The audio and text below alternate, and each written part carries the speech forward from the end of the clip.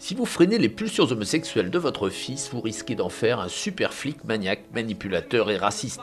C'est un petit peu la morale du dernier film de Clint Eastwood.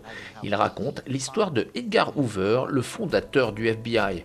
Le film traite de son ascension au pouvoir aux côtés d'une mère abusive, de sa fidèle secrétaire et surtout de son compagnon de toujours, Clyde Tolson, avec qui il entretient une relation amoureuse refoulée. I want you to be my number two man. You understand? I need you. C'est une histoire d'amour, on ne peut pas dire le contraire. C'est ce qu'on a essayé de montrer dans le film. Sont-ils passés à l'acte? Ça, c'est un secret qu'ils ont emporté dans leur tombe. Mais c'est une tragédie parce que ces deux hommes ont complètement sacrifié leur vie amoureuse pour leur travail, leur pays et leurs valeurs. 40 ans après sa mort, le film tente d'expliquer comment Hoover a façonné l'état d'esprit du FBI, cultivant un art du secret et de la collecte d'informations.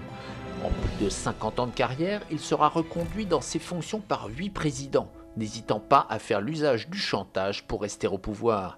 À ses heures les plus sombres, Hoover fera tout pour détruire l'action du mouvement pour les droits civiques de Martin Luther King.